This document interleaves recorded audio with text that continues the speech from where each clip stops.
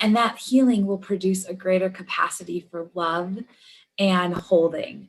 And that is what we'll be able to and I don't always know that we have that's beautiful. A large capacity for love and to be loved. And so healing is so crucial. Welcome to the Honestly Adoption Podcast, the show that gives hope and insight from real voices on the foster and adoption journey. Pull up a chair. We're glad you could join us. Here are your hosts, Mike and Kristen Berry.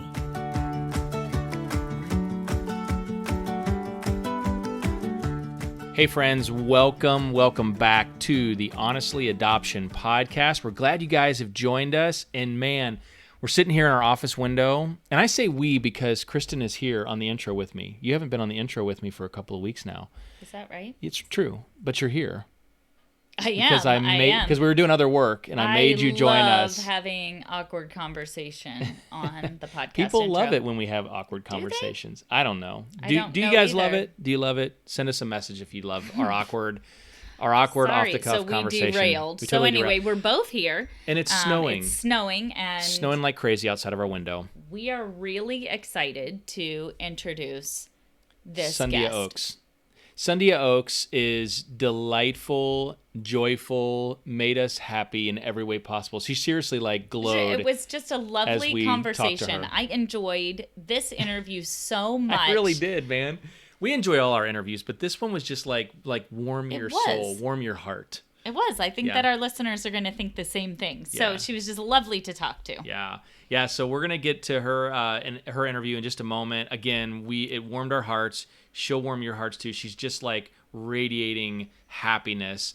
But listen, if you are brand new to our awkward conversation on this podcast, we're glad you have joined us. We hope you get a lot out of it. Make sure you stop over to our podcast website, honestlyadoption.com/podcast.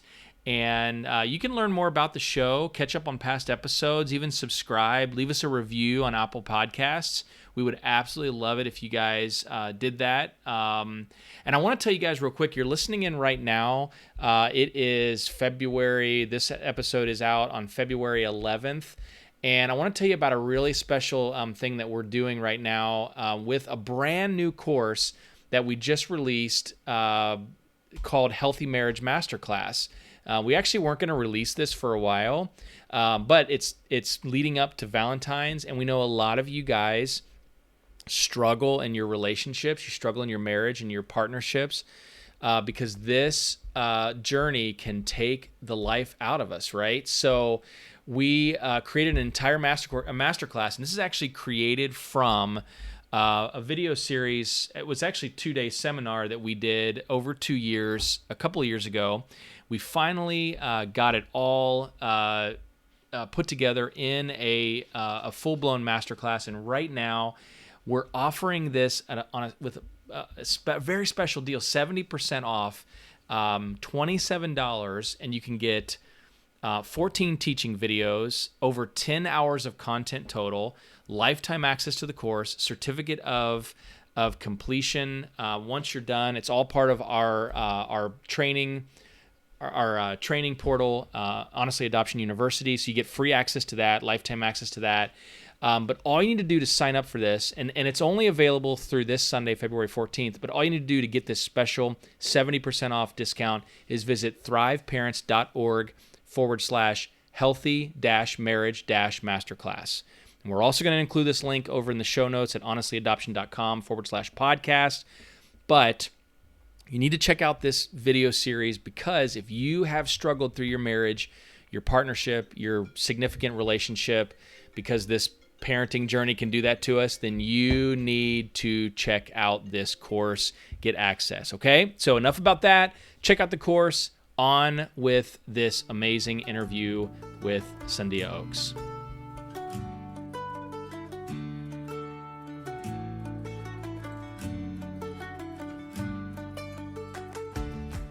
Well, Sandhya, welcome to the Honestly Adoption Podcast. So great to have you with us.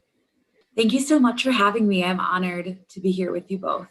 I'm especially excited. I met you, as one does, in 2021 on the internet, and I met you over social media first, and just, I'm excited to get to know you a little bit through social media, and then by checking out your website and all the work that you're doing within the adoption community. And it's just exciting to be face-to-face, Zoom face-to-face, as we do Zoom face-to-face, right now. Yeah. Right. It's really exciting to see your face and to be able to talk with you. And I know that our listeners are really going to learn a lot from you and be encouraged by your story. Tell us a little bit about yourself. Yes. Well, thank you for having me. I am a wild lover of adventure. I'm always camping, I'm hiking, I'm hanging out with friends. I'm very much into being around people, very highly relational. I would say my faith is really important to me. I am a follower of Jesus, and my life was very radically changed in college when I started walking with Jesus and growing in my relationship with him. I get to be a ministry leader on the college campuses, and I love it. I get to work with college women, and now I'm more working with college staff as well, staff leaders who are also working with college students. And I feel like there's just many different things that I have my hands in and doing, everything from adoption to faith to everything in between. And so I love variety and I love opportunities. And so those are all things that are very near and dear to me. I think that's wonderful. And I would say that is, from the time I first connected with you until now, something that I love about getting to know you a little is that it is, all humans are not just one thing. And I love the variety of things that you talk about and the insight that you allow people to have into your life, and the way that encourages others, the way that you use your words and your thoughts and ideas to encourage people who listen in. You are an adult adoptee, and we know that for us, this is such a valuable piece of parenting, is getting to know those who have gone before and getting to know people who have experiences like our children are experiencing. We know that the adoption community, at least with parents, has been pretty saturated with the voices of parents. And the piece that we can't know is how our kids are feeling. So having said that, I think maybe I'd like to start by talking a little bit about your name. Our listeners can actually just Google it, which is what I did because it wasn't coming through when I was trying to find it the other day. And they can actually just Google your name, Sandhya Oaks, and TedX Talk. And I think it's called, I'm so sorry, something. Yes, it's called Awakening to My Name. Thank you. What a beautiful title. And I just froze right there. Awakening to My Name. And I would highly encourage, after you listen to this podcast, check that out. You have a beautiful story about your name and what that means to you. Can you tell our listeners a little bit about that? Yeah, it's an incredible story. And I grew up with an Americanized name. My family gave me a name, first name, middle name, and then I took on their last name when I was adopted, and I only knew that name. However, at school, there was a difference between school and what I heard for my name and at home. So at home, my parents didn't really call me by my first name. They called me an it and a thing. And that is one layer of a lot of the trauma that's in my story, the name calling, the verbal abuse. And so that is what my parents addressed me as in my family. But at school and outside of my home, I would hear my name. And I grew up just knowing this, and I had always wondered, did I have another name?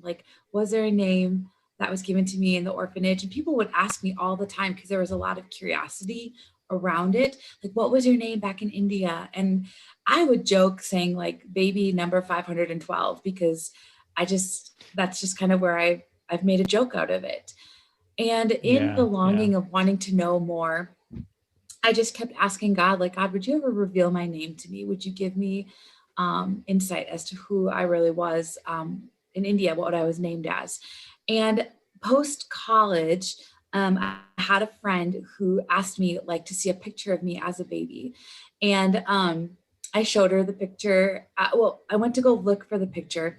And as I was looking for this photo that I wanted to show her, I happened to look in this book with a few baby pictures. And I noticed this one Polaroid picture.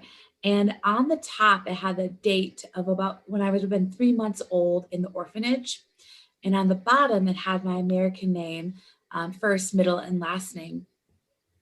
And as I was looking at this picture, I was putting things together, and I was like, my name didn't come to me till I was in America. And this picture is clearly from when I'm in India. I just thought it was very interesting. And I took it out of the plastic and I put it up closer to my eyes so I could just take it in more. And something in me decided to flip over the picture. And on the back, it said, they call her Sandhya in the nursing home hospital. And I was like, wow, oh my gosh, that's my name. And I didn't really know how to say it because it looks like Sandy, yeah. But I went to Google and I Googled it. And as I was Googling like how to say it, I was listening to it over and over being pronounced. And so that's how I heard my name. And from there, I got so curious as to what does my name mean? Because I know all of our names have meaning. And it means to connect darkness to light and a lower power to a higher power.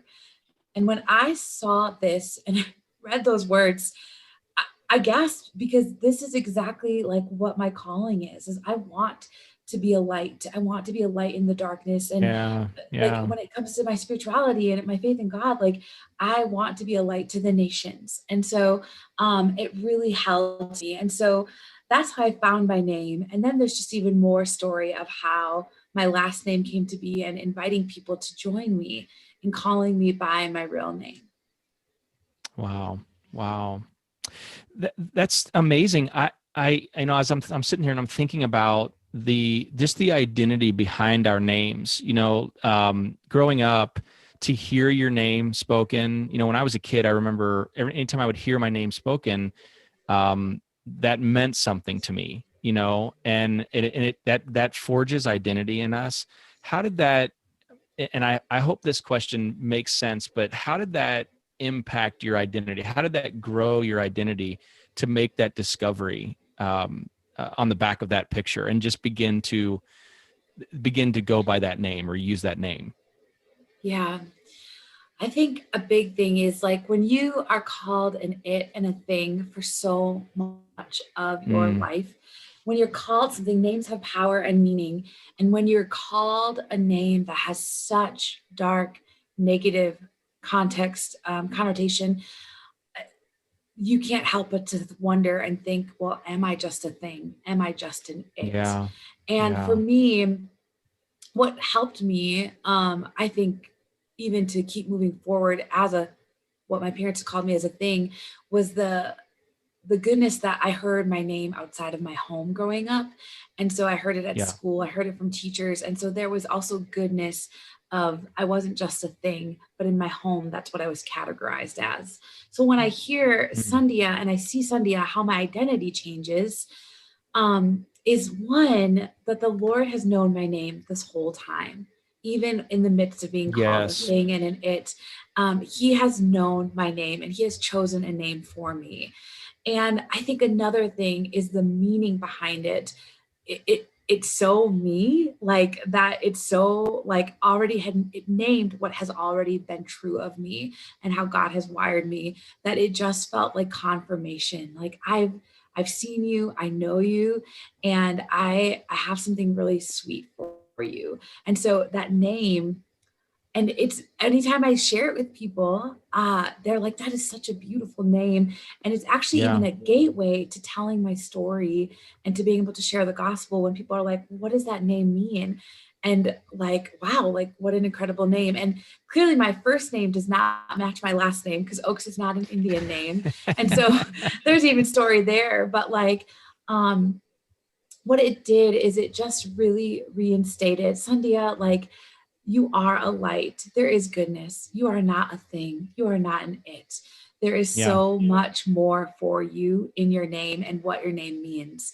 And so I did see a shift in my identity. And it did take, I'll be honest, it took a bit of wrestling, because what do you do when you've known 21 years, or not even 21 years, but about that amount of time, and you've known this part of you, and then all of a sudden there's this other new part. So it took a bit of shifting in my identity, of solidifying some things and exploring some things for that to really like come to be, and for me to live that out more. Yeah. I think that's so beautiful. We, in our children, two have chosen their own first name, and one, as she is now raising a child, she chose a different last name for herself and for her child. And so I was fascinated to hear your part of the story where you talk about choosing your last name. I know for our daughters, that was such an empowering thing. And for us as parents, I think at first it was a little confusing. My parents just named me and I have that name for what it's worth. It's what it is. Never considered that I could call myself something different, that I could identify with something else. And when our daughters spoke up and said, this is what I want to be called, this is what this means to me. For one of our daughters, it meant cutting ties with a hard part of her original story. For her, it meant, I don't want to be called the name that I was called before. For another daughter, she actually took her biological mom's first name after she died. And so for her, that was, I want to be connected, to this incredible woman. Will you tell us about your last name? Is that something you're comfortable with? I would love for our listeners to hear how you came up with the last name Oaks. Yeah, I would love to share that. So as a handful of years went by after I started going by Sandhya, but then there was this like complexity of, I would introduce still my American name. Then I say, but my full name is Sandhya. And then a lot of people used to call me by a nickname as Sunny. And I don't go by that as much anymore. But so it was like, when I do a new introduction, there was like all these names, and then they'd be like, well, what should I call you? And I'm like, and so I had to really come into who I am, who God has made me to be, and where God was leading me. So within that, after probably like 6-7 years, I started to really feel more confident in who I am and my name. And I just was like, okay, Lord, I think it's time to go by a new name and like legally change it. But I think I also feel the nudge to change my last name and to take on a new last name. So I was coming out to Fort Collins, Colorado for a conference for crew where I work for. And I didn't tell any of my friends that I was thinking about having a new last name, but it was just a little sweet thing between me and the Lord. And I said, God, would you give me a new last name? Would you reveal something to me while I'm at this conference? And would you let it be known that that's my new name so I can move forward with changing my name? And so I was here and we were a few days in, and I'm walking down in Old Town, and there's a cross street of Mason and Oaks.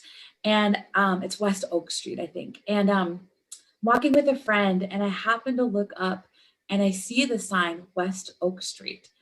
And I don't know how else to tell you, except I just knew that that was for me to see. And what gave me that indication is that I am a lover of nature and a lover of trees. And there's just so much connection that I have with trees. And so I was like, wow, oak. Sandhya Oak or Oaks. That would be such an incredible name. And so I was just going to hold on to that and consider it for a little bit. The next day, the staff woman comes up to me. Her name's Candace. And she comes up and she says, hey, I got to tell you something.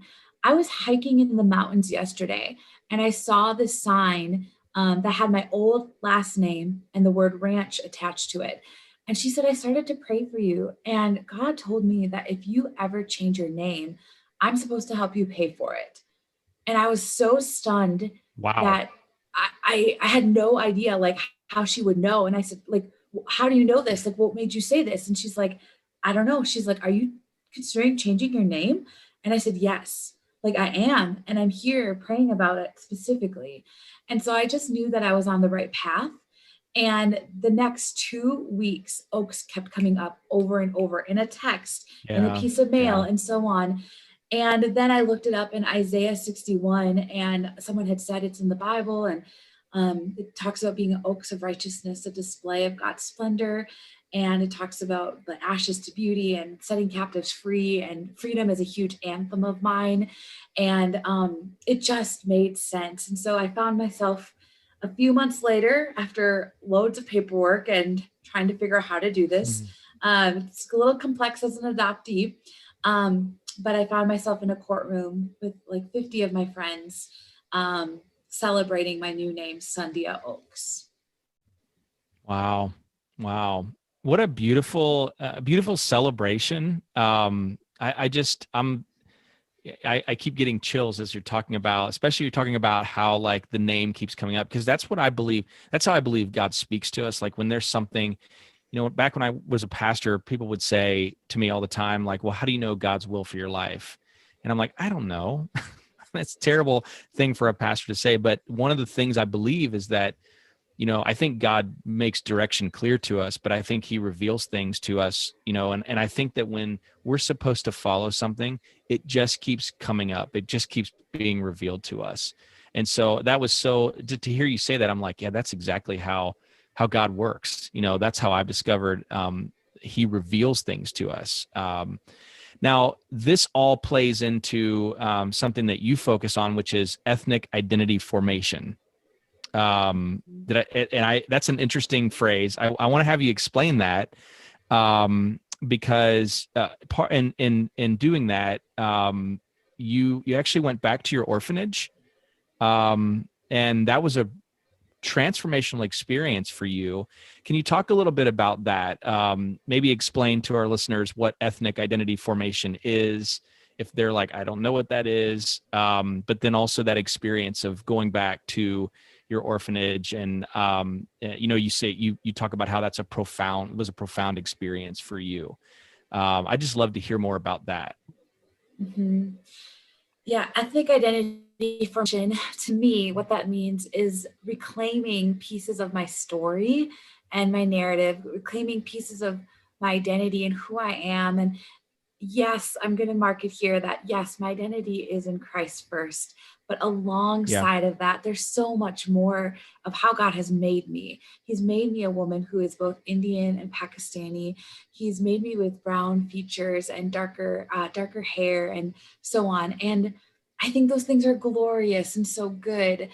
But when I was growing up in America in a small town where no one looked like me, I didn't have any mirroring, and I didn't really know how to say that it is good to be brown and that it is good that I have darker features. Instead, because kids weren't familiar, I experienced a lot of hurt around what I looked like, and just really hurtful comments about my skin color. And it was because people didn't know, which doesn't make it okay, but I can understand that. So for me, going back, reclaiming, like I took a DNA test and I did ancestry DNA, and that helped me understand more of where I'm from and who I'm from. And one of the complexities of adoption is that there's so much of your story that's lost. And so for me, I want as much of that as possible. When I turned 21, I did a search for my birth family, and I just wanted some answers, and I wanted to know more about who I'm from and where I'm from. And I got this packet of paperwork in the mail, and it had an address for my orphanage, but it didn't have much more information than that. And kind of similar to the movie Lion, where he's trying to find his orphanage and his family. Yeah, I had some very similar experiences. And so when it came down to actually locating my orphanage, someone down in Texas who I met at a conference was the one who helped locate it for me. And that opened up this door for me to be able to go back to India. And one of the things too about like, I have a wild curiosity. I just want to know everything like in this world. I just love information and love learning.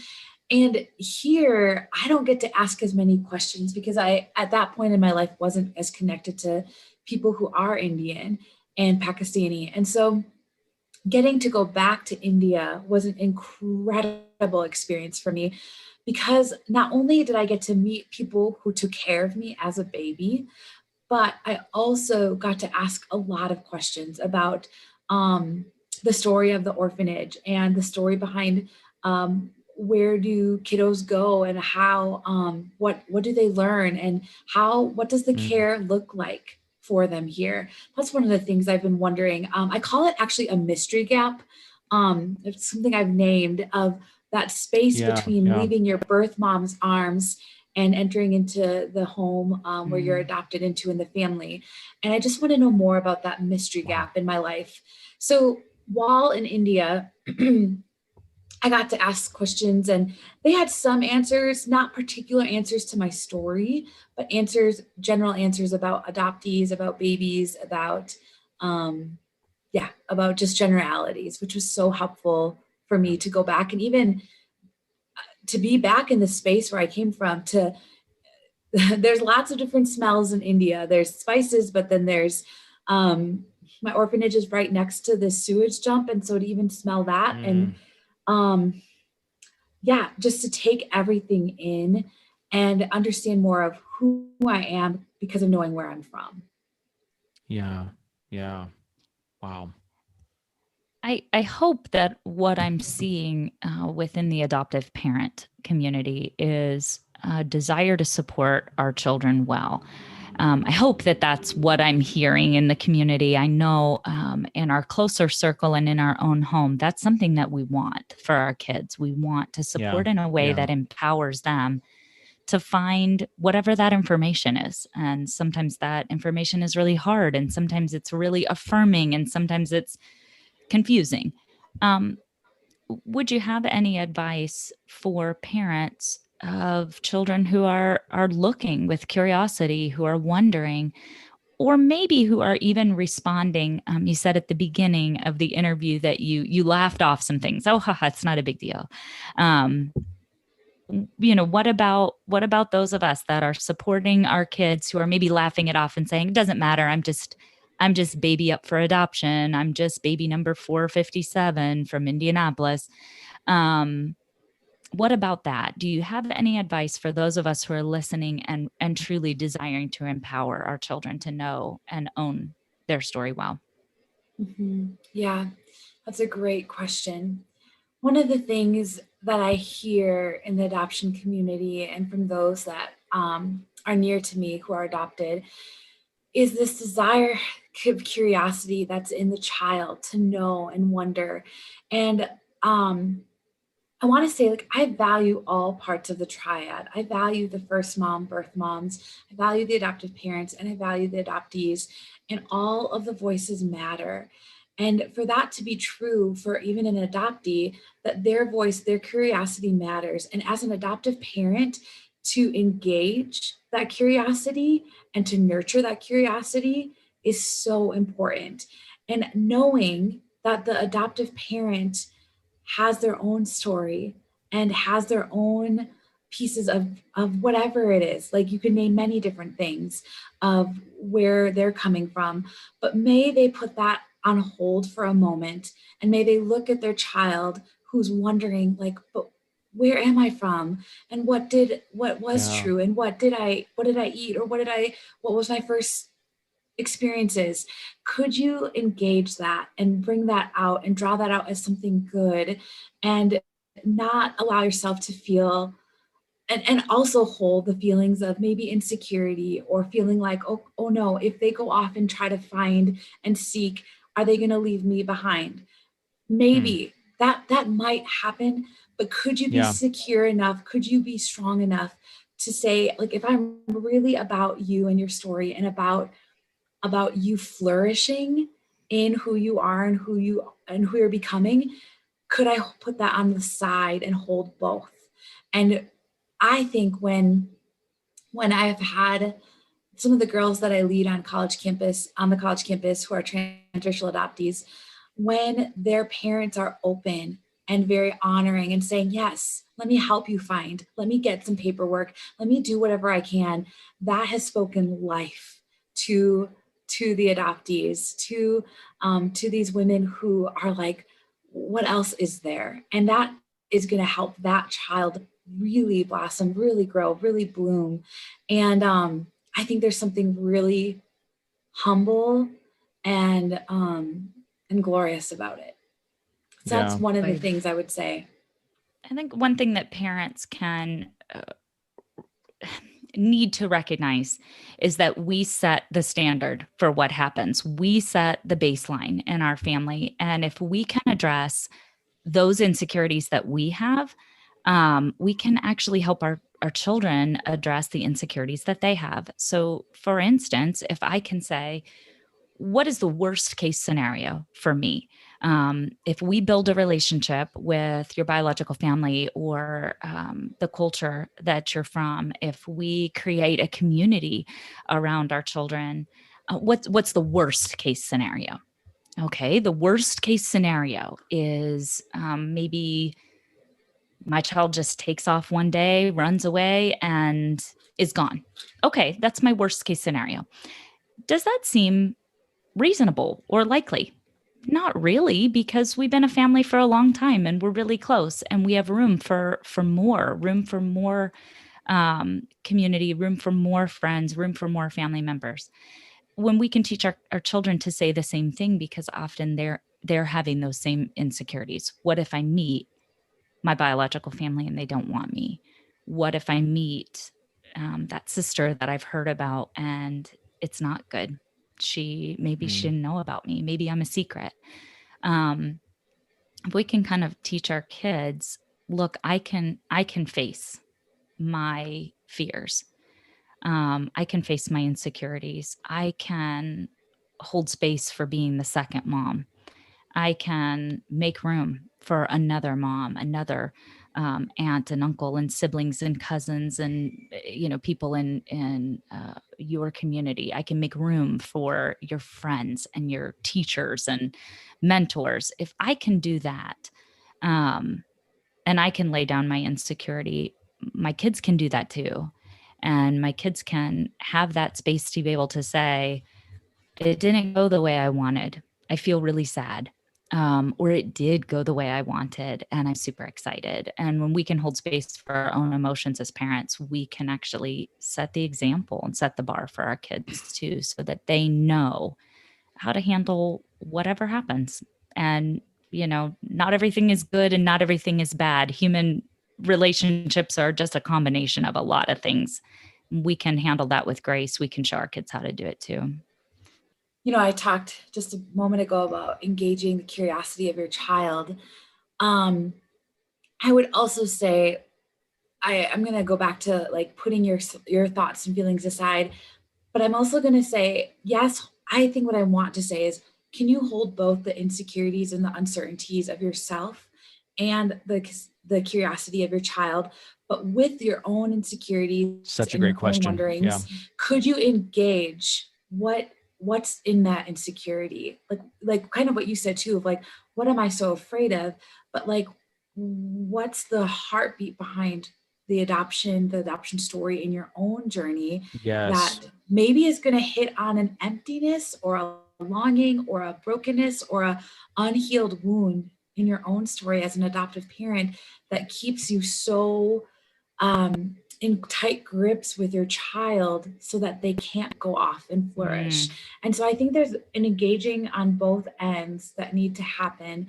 And I've never really articulated that, but before this, But I think that's something for parents to know, like, you have a story too. And so when there is like a heightened fear of what if, where is that coming from? What is speaking to you? What parts of your unhealed story and heart are coming up for you?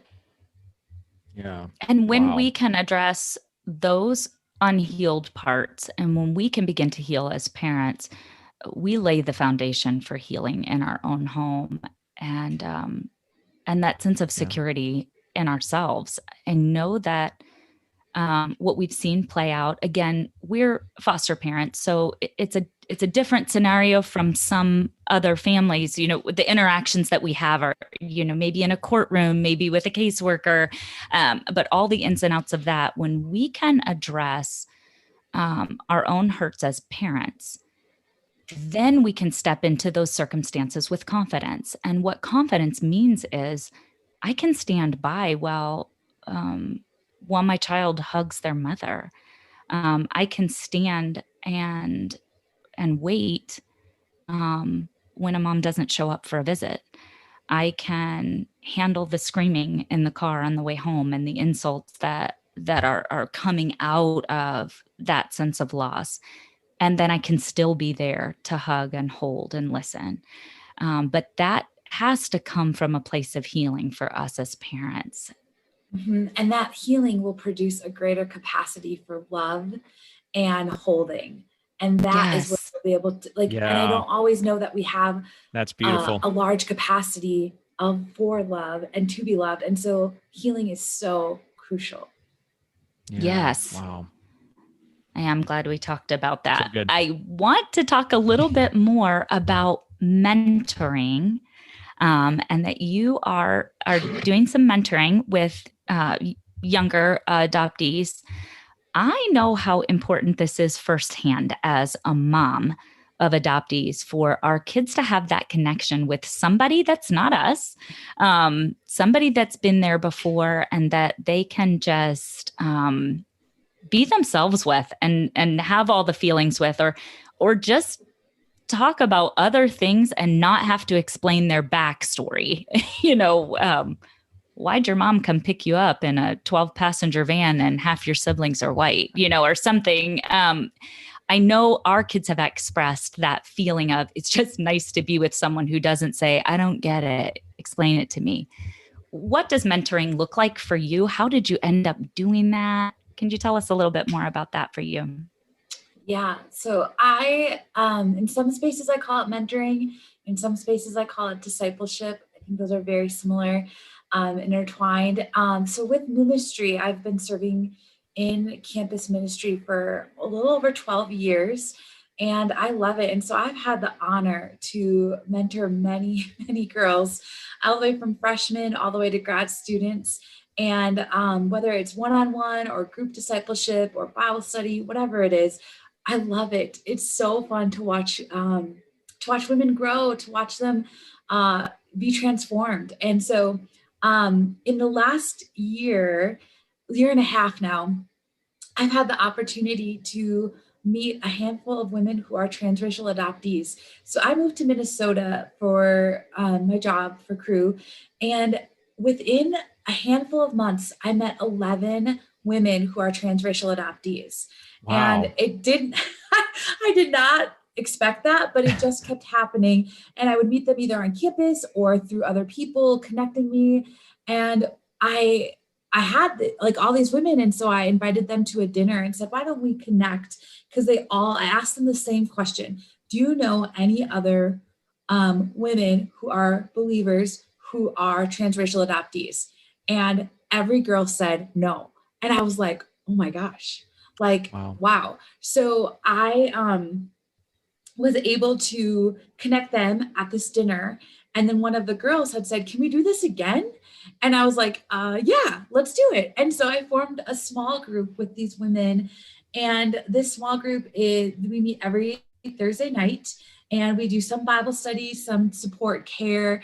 And really my hope is that they would know God, feel like they're experience community, and that they would have more of an integration of who they are and who God's made them to be, and prepare them for their future as well, like beyond college. And I love it because we talk about everything.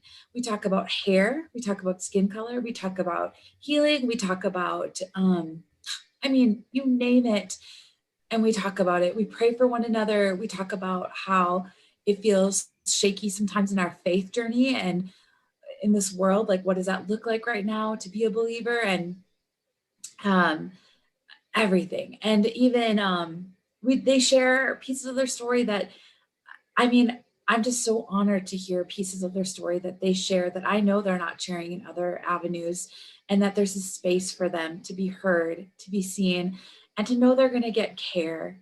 And that's really like the goal, is that may they be cared for. May they feel like there's a place outside of their studies and outside of work that they can come to and just be who they are. Yeah. That's beautiful. Wow. You use a phrase called story work. Can you tell us what that means?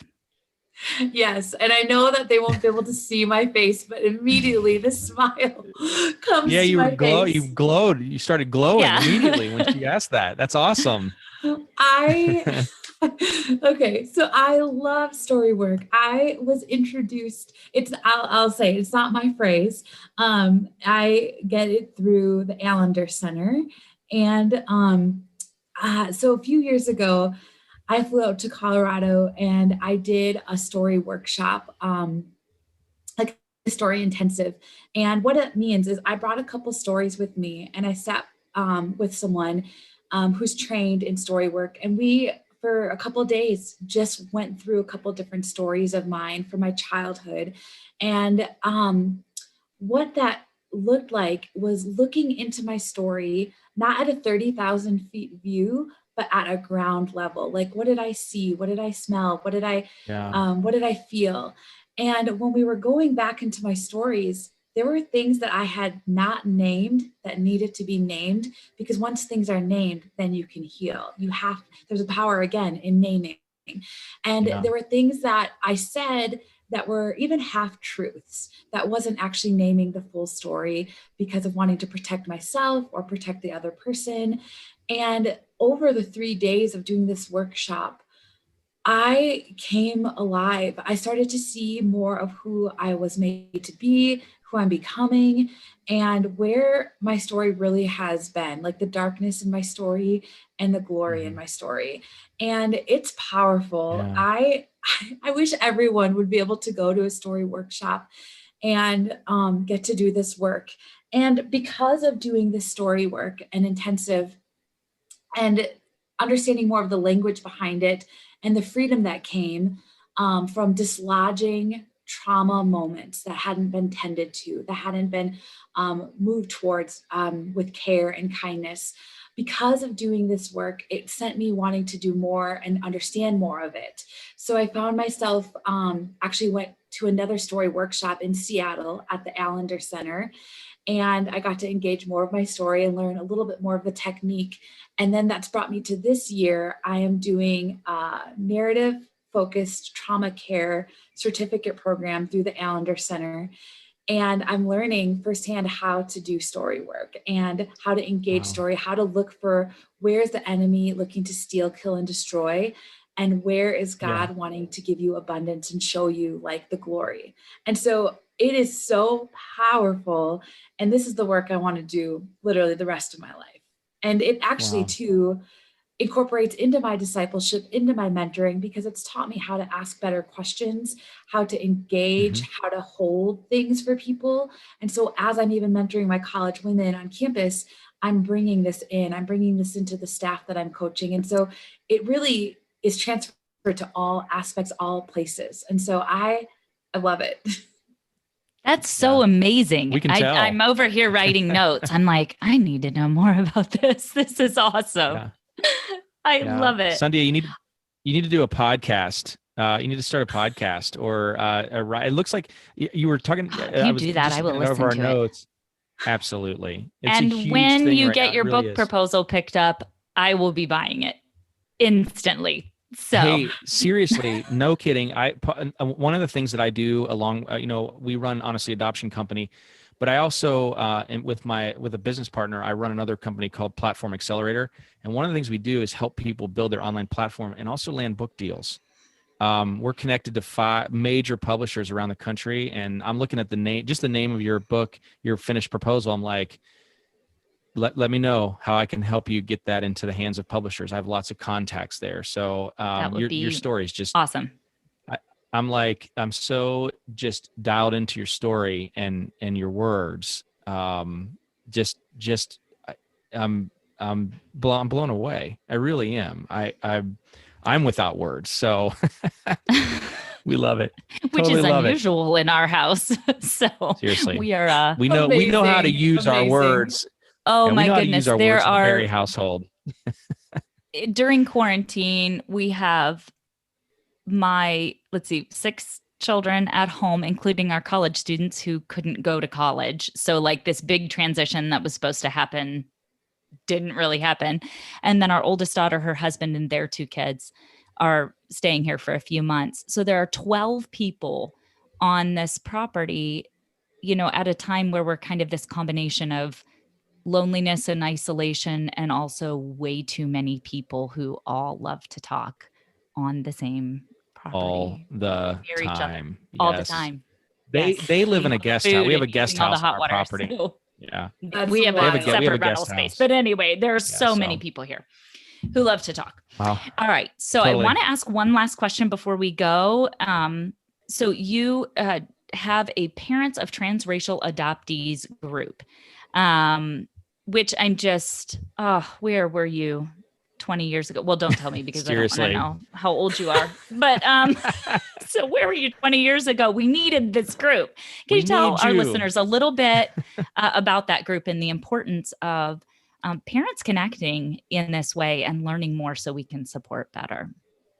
I had this idea of what would it look like to help transracial adoptee parents be more informed, be more resourced, because I am meeting with these girls on campus whose parents didn't have extra resources and opportunities to learn and engage more beyond home study, beyond post-placement study. And I hear foster parents and I hear transracial adoptee parents asking lots of questions and wanting to know and really not wanting to mess it up. I hear their heartbeat of I want to get this right, and helping them know there's no perfect. There's so much grace and gray, but there's intentionality. And that's one of the things that I really value when it comes to this conversation is, can you be intentional? Could you approach it with kindness and curiosity? So this group that I'm leading has 5 families in it, and what they'll get over 9 weeks is an opportunity to engage with one another, be in a support group. They'll also get some teaching from me on various aspects of adoption, everything from grief and loss to family integration, to preparing your home for this child, and so on. It's things that I wish my adoptive parents would have had as a resource as well. To be able to help me flourish, to help me grow up, and to help our whole family flourish. Because it's not only about one person, it's about the whole family and integration. And so over 9 weeks, they're going to get teaching resources. They're going to get some of my personal story that I'm sharing and discussion group time. And so, and I just hear other parents wanting to connect to other parents and feel supported and ask questions and learn from another, but learn with each other as well. Because it's, again, a 2-sided conversation. And so this is for foster parents. This is for adoptive parents, transracial adoptee parents. And I led my first group this last week, and it was awesome. And I'm just honored that that I have something to offer and that we get to learn together. And so it gets me really excited because I think about in 18 some years when their children are in college and they're maybe in a transracial adoptee group, they will have a different narrative and a different story of what their childhood was like compared to what I'm hearing right now. Absolutely. Yeah. Wow. That's so wonderful. Cool. So needed. Yeah, totally. I echo what Kristen said. Where were you all those years ago? We need that. It's such a valuable resource. So, Sandhya, we're going to link all of your contact information in our show notes that accompany this post. So your website, we're going to link your TedX Talk because that's just powerful stuff. This has been awesome. This has been so much fun hanging out with you. Thank you. We've loved it. It's been an honor. Thank you guys so much.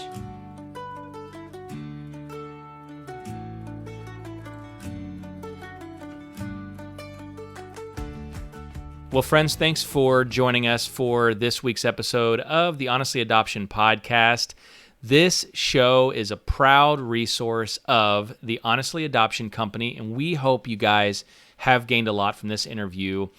If you need anything at all, or you have comments or feedback on the show, feel free to email us at hello@honestlyadoption.com, and we'll see you next time on the Honestly Adoption Podcast.